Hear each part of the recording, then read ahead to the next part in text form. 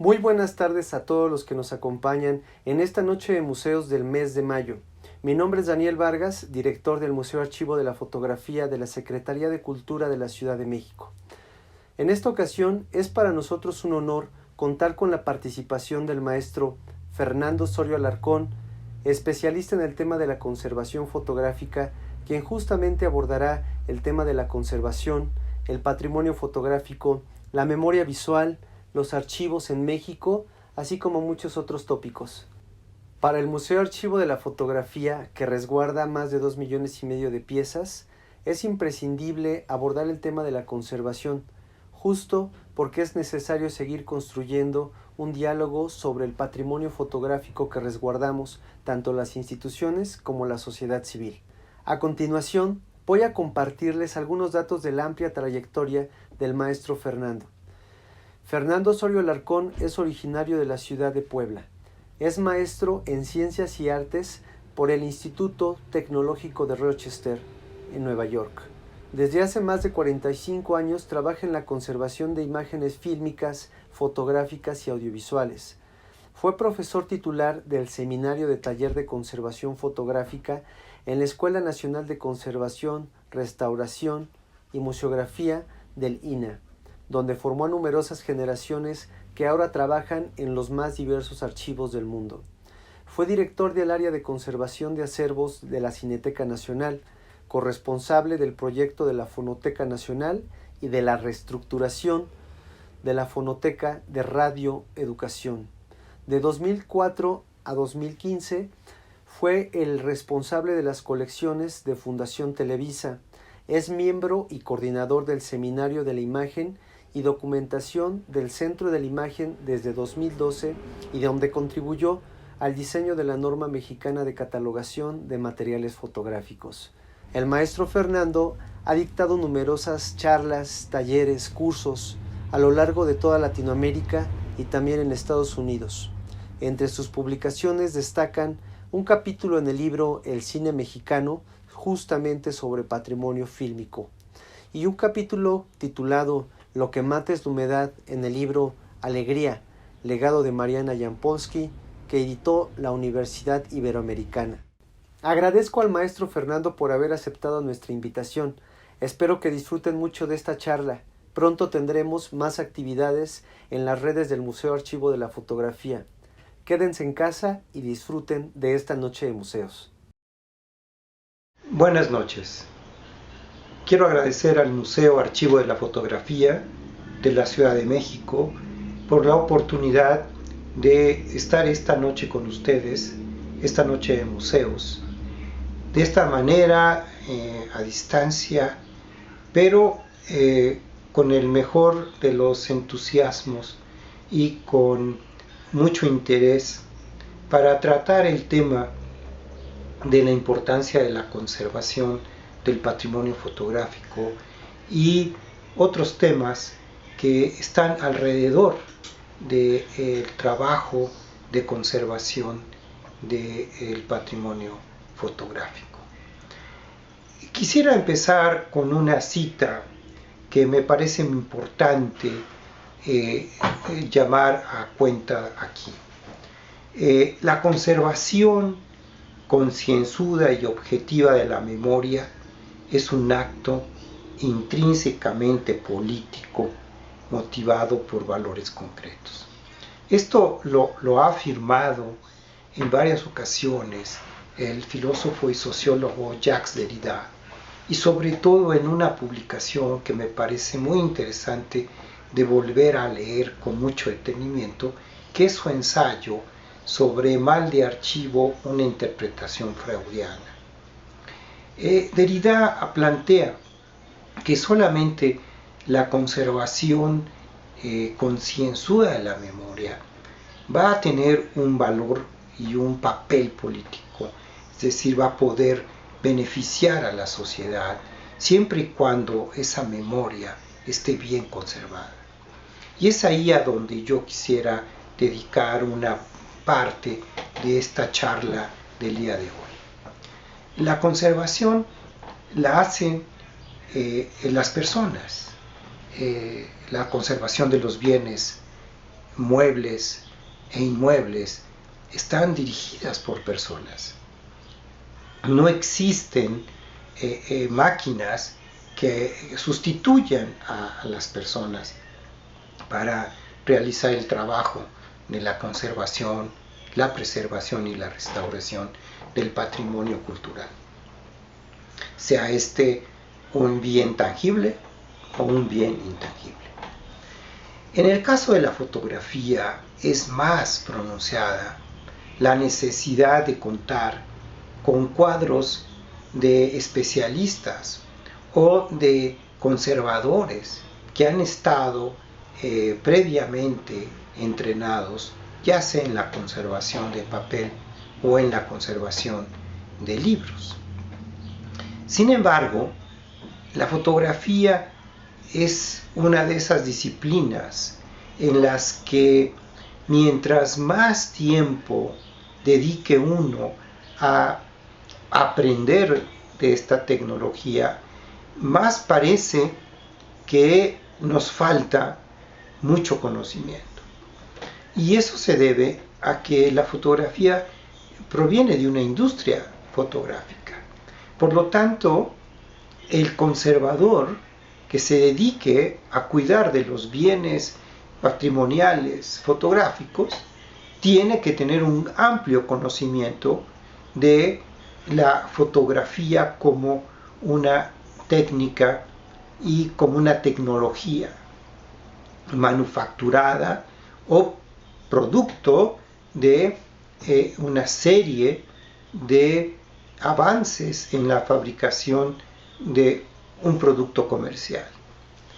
Así que el conservador o el restaurador que está muy interesado, es decir, está obligado a conocer cuál es la materialidad del soporte, del objeto que tiene enfrente, pues en la fotografía tiene que hacer una labor un poco más difícil que la que se nos presenta en el caso de la pintura o de la escultura.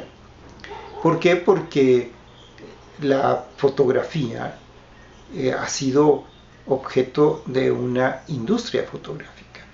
Ha tenido y sigue teniendo secretos industriales que no se nos van a revelar hasta después de mucho tiempo. Los primeros 100 años de la fotografía estuvieron basados en el conocimiento casi artesanal de cómo hacer un papel o de cómo emulsionar una placa de collodion húmedo, exponerla, procesar la imagen expuesta, imprimirla sobre un papel de albúmina. Y digamos que para 1860 habría ciertos productos como el papel de albúmina que se podía comprar en cajas. Pero no era un secreto de nada, ni para nadie, la fabricación, conocer cómo hacer un papel aluminado. Es hasta 1890 que la manufactura de negativos de gelatina seca y por lo tanto de papeles fotográficos al cloruro y al bromuro de plata, que inicia este proceso industrializado. Y ahí inician los secretos industriales. Así que un conservador de fotografía, que es al final del día quien va a tener a su cargo una serie de decisiones de cómo, cuándo y por qué hay que conservar una fotografía, tiene que volverse un cazador de manuales y recetarios fotográficos.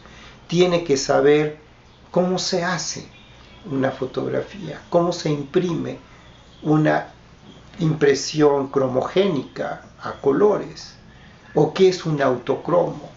Es decir, tiene que dominar la tecnología de muchos procesos fotográficos. ¿Y cuáles son esos muchos procesos fotográficos? Bueno, pues por lo menos unos 22, que son los procesos más comunes de encontrarse. Y de ahí hay que también conocer los procesos fotomecánicos, los procesos que provienen de una matriz fotográfica, pero que se imprimen con tinta sobre papel en periódicos y revistas. Es por ello que el reto para convertirse en conservador de fotografía no queda en ser un buen conservador de papel. Tenemos que evolucionar y profundizar más en la tecnología de estos 22 procesos y unos 10 procesos fotomecánicos.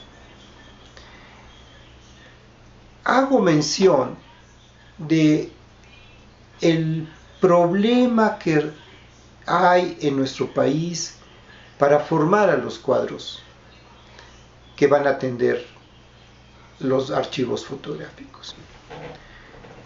Por lo tanto, es muy importante que nosotros tengamos abiertos los ojos a las diferentes posibilidades de existencia de un archivo fotográfico. La industria farmacéutica, por ejemplo, también podemos pensar en instituciones en las que existe la fotografía como un instrumento de trabajo, que esos son los periódicos y los diarios y las revistas, profusamente ilustradas con imágenes fotográficas desde hace más de 100 años. Así que necesitamos formar personal que nos permita a nosotros conllevar y alargar la esperanza de vida de todos estos acervos. El patrimonio fotográfico ha sido de interés a nivel internacional desde 1980. Y ha sido de interés a nivel internacional precisamente, no porque las fotografías desempeñaran un rol de documento que sean soporte de la memoria, sino a partir de 1980 las fotografías empezaron a ser objeto de preocupación en su conservación. Es ahí cuando la ciudad de París, por ejemplo, o el archivo de fotografía y cine de la ciudad de Rochester, el Museo Internacional de Fotografía, George Eastman House, o la Biblioteca Nacional de Francia, o la del Congreso de los Estados Unidos, o los grandes repositorios en otros países, como los archivos nacionales de diferentes naciones, se preocupan porque ya el volumen de fotografía que estaban almacenando y que les llegaba era preocupante. Ahí es a donde se plantean y se empieza una estrategia de formación de cuadros, de gente que atienda con bastante conocimiento de causa a este patrimonio fotográfico. Y este patrimonio fotográfico tiene también una desventaja inerte. Nadie nos ha dicho que una película cinematográfica o fotográfica va a durar 100 años. Nadie nos ha dicho ni nos ha garantizado que una impresión de tintas de pigmento contemporánea va a durar 100 años. 100 años, que es un estándar, es una meta en la archivística y en los conceptos de patrimonio. Tenemos que hacer durar, tenemos que conservar, tenemos que hacer que viva una imagen o una película por más de 100 años, que es el 10% de lo que en la antigüedad, como podemos citar, la Biblioteca de Alejandría. La Biblioteca de Alejandría tuvo un esplendor no de 100 años, sino de 1000 años. Así que el 10% estamos pensando que va a ser suficiente para que se reproduzca o se salven sus contenidos o se conserve.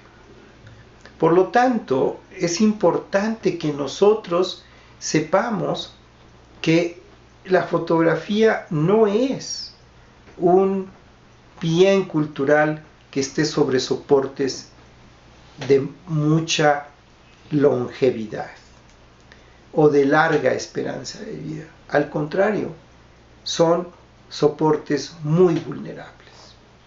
Se llama en este campo de friabilidad. Son soportes friables, que son delicados, requieren un cuidado especial, porque una manipulación o una mala práctica en su almacenaje, en su consulta, en su manipulación, puede llevar a ocasionar deterioros irreversibles.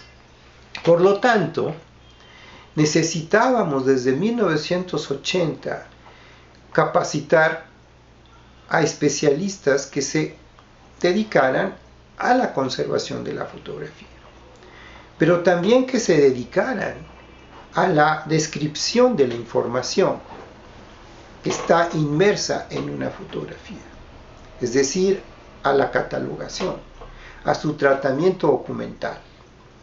Y por otro lado, a almacenar adecuadamente estas imágenes, estos acervos, en espacios muy limpios, pero también muy controlados en la temperatura y en la humedad. ¿Esto qué quiere decir? Bueno, que necesitamos guardar en frío y en seco las fotografías, en ambientes secos, que son menores a 40% humedad relativa, y muy fríos, pues en impresiones fotográficas a 18 grados. Pero los negativos, tanto de blanco y negro y de color, sobre plásticos, requieren de temperaturas negativas, es decir, 0 grados por lo menos, para evitar su deterioro. Esto significa que necesitamos inhibir un proceso de deterioro en sus soportes, que se inicia, que se dispara desde su fabricación, desde que salen de la fábrica.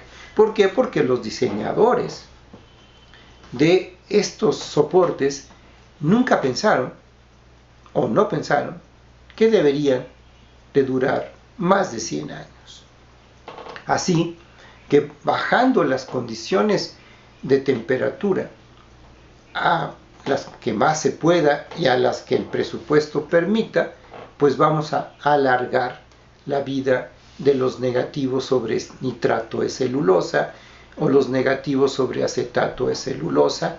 Lo mismo podemos decir de los materiales en color. Las películas, los papeles a colores, fotográficos, analógicos, para diferenciarlos de los digitales o nacidos digitales, pues están formados por tintes y colorantes que son orgánicos y solubles en agua, que tanto guardarlos en la oscuridad generan un desvanecimiento, se van, se disuelven esos tintes, o exponerlos a la luz también. Así que la única manera que podemos es recurrir a la reprografía, es decir, a una técnica milenaria. Hay que recordar a todos los monjes escribas benedictinos que en la Edad Media se dedicaban a copiar. Y es más, podemos irnos más lejos. Hay que recordar el Scriptorium en Alejandría, en donde los escribas copiaban libros. No hay que olvidar que la biblioteca de Alejandría reproducía libros, vendía copias de los libros. Hemos tenido por mucho tiempo la propensión a la reproducción, a la reprografía. manual en el caso de los documentos y de los manuscritos, y fotográfica a partir de la misma fotografía. Siempre fueron imágenes obtenidas con una cámara, captadas en un negativo, ese negativo copiado en un papel, y de ahí su diseminación, su reproducción mecánica. En el cine fue lo mismo. Así que, en muchos sentidos, nosotros hemos ido repitiendo las tecnologías. Ahora necesitamos digitalizar todos los negativos que tengamos, analógicos, todas las diapositivas a colores, todas las impresiones que tengamos. ¿Por qué? Porque ya no hay tan fácilmente, ni tan a la vuelta de la esquina, los lugares a donde podrían imprimirnos nuestros negativos, porque ya no hay todos esos mini laboratorios en los centros comerciales o en los supermercados, que mientras nosotros hacíamos la compra, dejábamos nuestro rollo para que una máquina los procesara, los revelara y lo imprimiera. Ahora tenemos la obligación de que si queremos salvar los contenidos, tenemos que pasarlos a otra plataforma de imágenes o de formación de imágenes, que son las plataformas digitales que todos conocemos. Bien, tengo que decir también que cada vez que nosotros nos asomamos al desarrollo de la fotografía en los últimos 180 años, nos encontramos un mar de información, un mar inmenso de conocimiento que tenemos que apropiarnos. Así que la formación de un conservador que haga la conservación de la fotografía implica a una persona que va a estar constantemente aprendiendo, constantemente actualizándose, constantemente leyendo. No acabamos de leer, no sabemos cuál es el punto de flexión para decir: este es un conservador que sabe 20.000 millas de conocimiento y este otro es de 5.000 millas. No, es un proceso, y ese proceso solamente lo alienta y lo dispara el hecho de querer conservar lo que se ama, de querer conservar lo que se entiende cómo está hecho. Nadie puede conservar lo que no quiere, y nadie puede conservar lo que no entiende. Así que la capacitación va desde el punto de vista tecnológico, de esa apropiación de conocimientos técnicos, como también de una seducción de la fotografía, de una seducción por conocer y por divulgar los contenidos en una fotografía. Su materialidad por una parte, sus atributos intelectuales por otro. Así que el conservador ha tenido que saber de tecnología, ha tenido que saber cómo reparar esos objetos, esos bienes muebles, cómo evitar su deterioro. Ha tenido que diseñar protocolos que le permitan enseñar a otros cómo tratar bien las imágenes fotográficas. Ha tenido que diseñar espacios para almacenar las fotografías. Ha tenido que diseñar espacios para trabajar con las fotografías, como son los laboratorios de conservación. Pero el conservador también ha tenido que generar glosarios de términos específicos usados en la conservación de fotografía. También ha tenido que leer muchos libros de la historia de la fotografía, no solamente de la historia de la estética de los grandes fotógrafos, artistas, sino también de otras disciplinas como la fotografía aérea, la fotografía criminalística, el fotoperiodismo, la fotografía de arquitectura, la fotografía forense, la astronómica, la biomédica, y así podemos enumerar a las más de 20 y tantas funciones de la fotografía. Y sin menoscabar al documento fotográfico histórico. Así que este conservador no es un técnico, no es un artesano, es más que eso, es un especialista que se forma todos los días. Sin él no podríamos hacer conservación de la fotografía. Sin un perfil como este no podríamos saber cómo interactuar con el documentalista, con el especialista en la catalogación. El conservador juega un papel muy importante porque es el que registra la entrada de los materiales. No es el archivista, es la primera persona que ve una fotografía que entra a un archivo, biblioteca o museo, es un conservador o debe ser un conservador. ¿Por qué? Porque debe saber en qué estado está, debe saber qué deterioro sufre, tiene que saber si está inestable, si no está en proceso de descomposición, si no tiene hongos, si padece de alguna problemática especial que requiera una intervención inmediata o no. Así que el conservador diagnostica, y una vez que diagnostica, procede a su intervención mínima o máxima, o mediana. Y después de ahí va a poder circular esta fotografía en el proceso de protocolo que presuma, que indique la política documental de la institución. Que en la mayoría de los casos es ahora pasar a ser digitalizada con una cámara, en un escáner. A veces no se puede con un escáner de cama plana, tendrá que ser con una cámara de forma aérea. Después de digitalizada, la fotografía pasa al área de catalogación.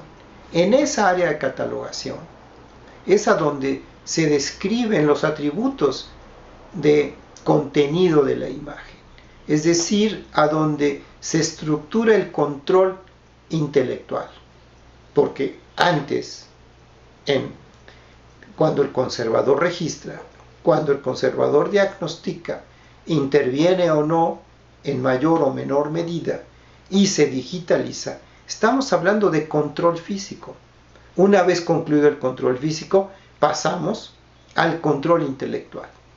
Ahí es a donde el conservador tiene, digamos, un papel menos relevante porque ya su papel de descripción física ya se dio y solamente confirmará de manera multidisciplinaria con el catalogador los datos que requiera reconfirmar el catalogador.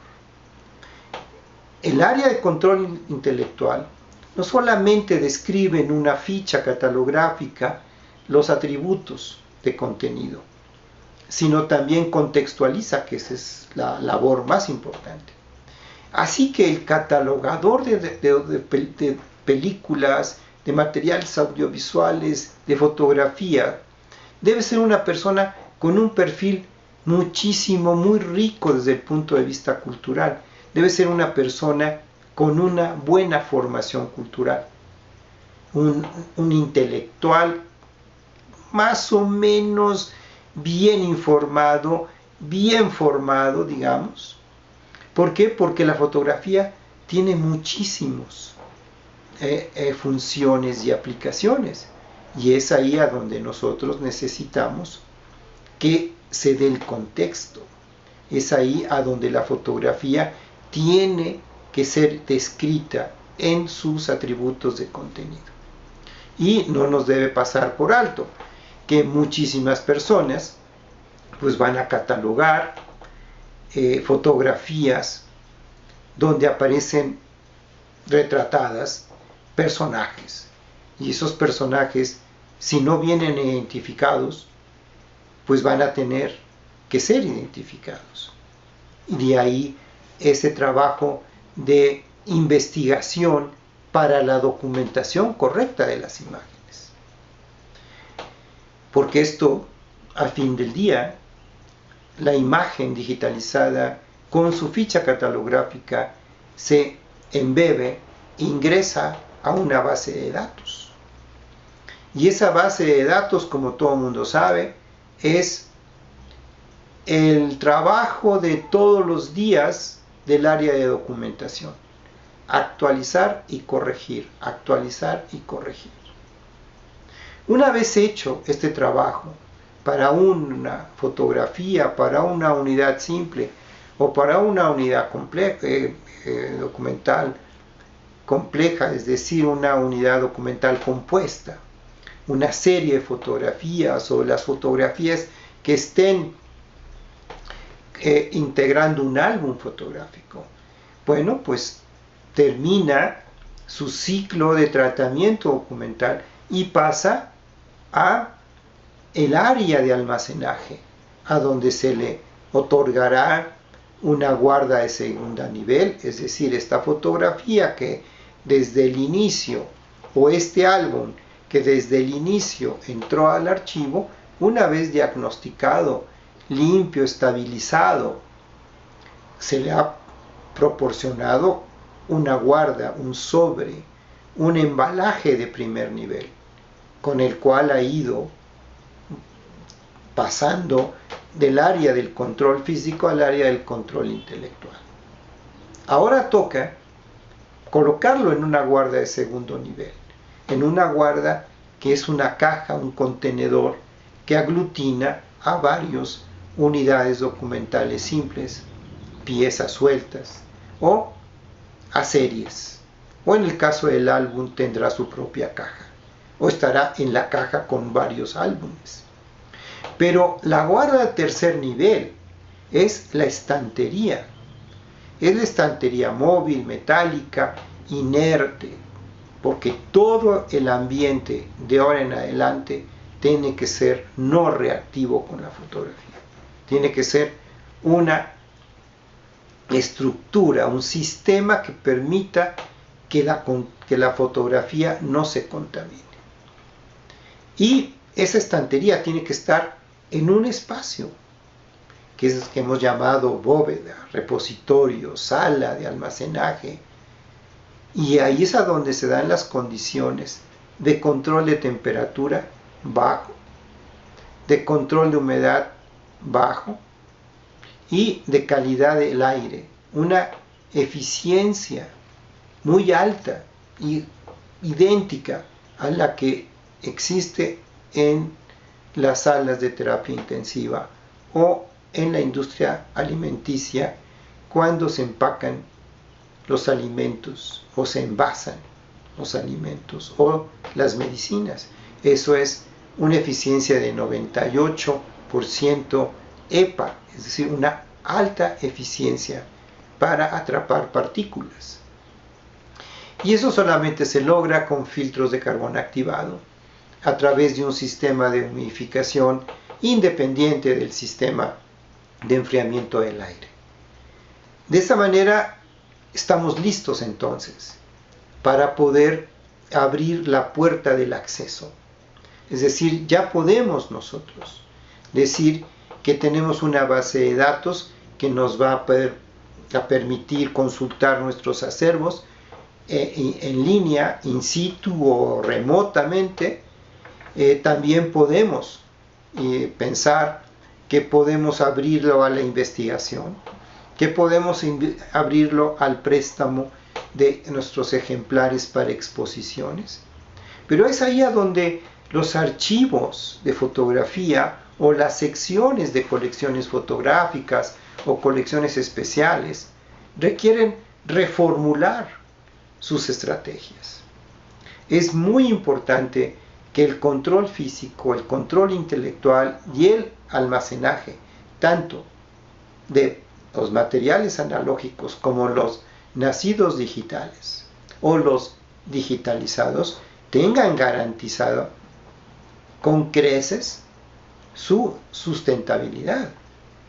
Es decir, que no vayamos mañana a apagar el switch, a bajar la palanca de la energía eléctrica, porque no tenemos para apagar la luz eléctrica, o porque no tenemos cómo hacer el mantenimiento de nuestros equipos de enfriamiento.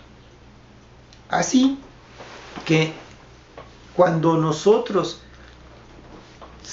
nos pongamos a pensar que este material se ha estabilizado, se ha catalogado, se ha almacenado, es para que se use.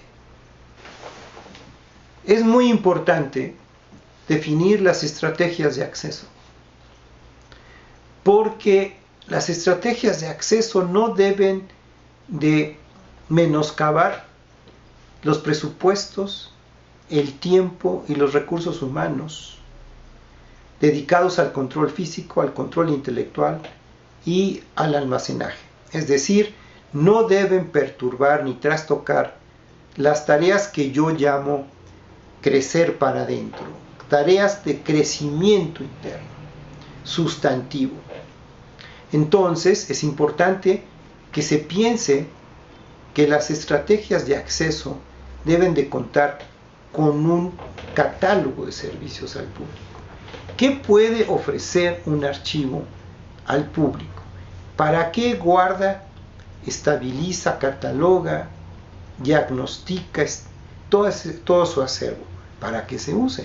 Entonces, promover el uso no solamente se hace con libros y con exposiciones. Yo pienso que hemos olvidado la interacción de diferentes medios de comunicación. Por ejemplo, yo sugiero que los archivos seleccionen 12 imágenes, las más importantes que consideren, que los representan.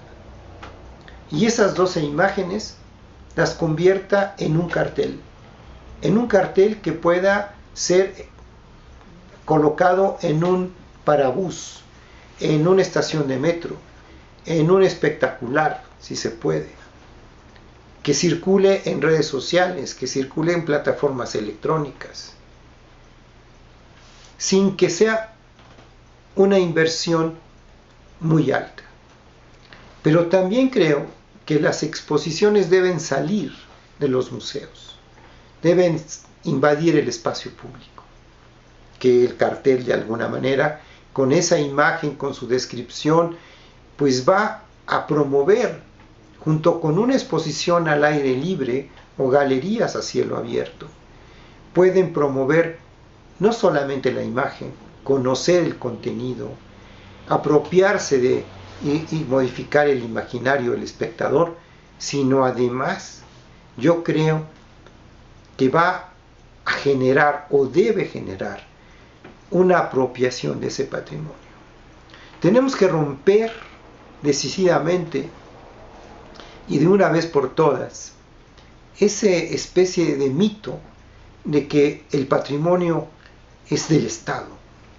Pues el Estado también somos nosotros.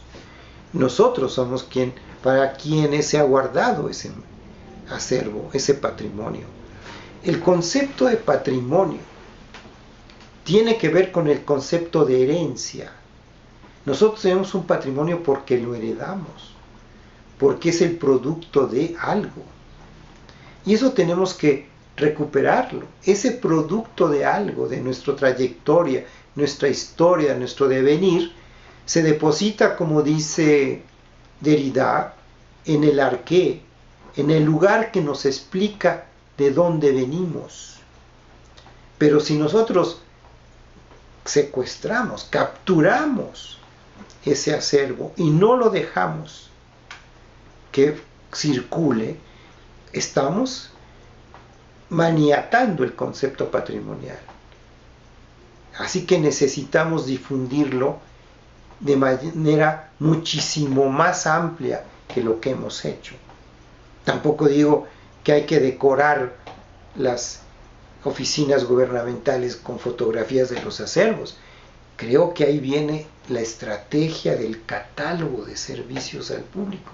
Ahí viene cómo el archivo debe tener su equipo de investigación, que cumpla su rol de saber qué es lo más importante, que cumpla con identificar lo más representativo de acuerdo a su visión, a su misión, a sus objetivos, y que le diga al otro, a la sociedad: yo conservo esto para ti, para tu información.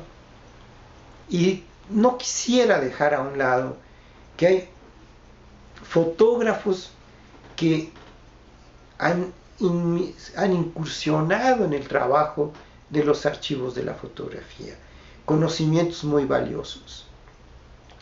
Pero el fotógrafo debe entender que hay otros pares, que hay otros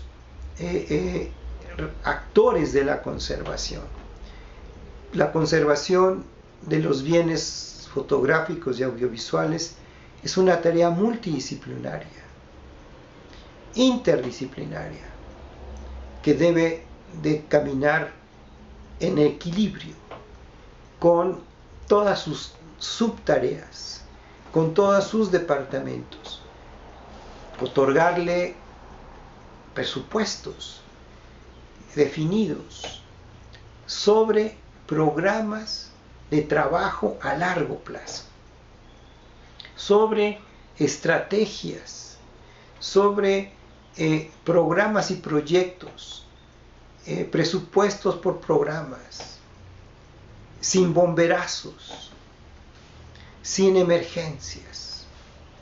Trabajar y revisar de una manera horizontal el trabajo no solamente de las fototecas o de los archivos fotográficos, sino también el trabajo de bibliotecas y archivos de otros soportes, porque al fin y al cabo todos estos soportes forman parte de la memoria histórica de un país, de una sociedad, de una colectividad. Por lo tanto, yo considero que la conservación de la fotografía se ha venido dando en los últimos 35, posiblemente 50 años, de una manera muy bien intencionada, pero que no ha resuelto, en el fondo, no ha tenido la estrategia suficiente para abarcar más, para garantizar mejor la preservación del patrimonio fotográfico. Los esfuerzos son buenos, son alentadores, son de un gran reconocimiento, pero no son suficientes. Finalmente, y para encerrar esta plática, considero que hay que repensar el trabajo y las estrategias para la salvaguardia del patrimonio fotográfico del país. Es muy importante que nos sentemos a discutirlo, no mucho, pero bien, y que lo veamos con una visión innovadora, una visión contemporánea, una visión menos proteccionista, menos patrimonialista y más abierta. Porque de otra manera no vamos a poder alcanzar de ninguna forma a conservar más del 10% del patrimonio fotográfico que se genere en cualquier sistema de formación de imágenes, analógico o digital. Tenemos que generar mejores estrategias, mejores planes de trabajo, mejores profesionales. Y para ello requerimos de una capacitación y una reflexión constante sobre la imagen, su conservación, su documentación, su uso, sus buenas prácticas para su manipulación, y que antes de pensar en hacer exposiciones de miles de pesos o de millones de pesos o libros de millones de pesos, pensemos en lo sustantivo, hagamos y recapacitemos en lo sustantivo que tienen que resolver las colecciones y los archivos fotográficos.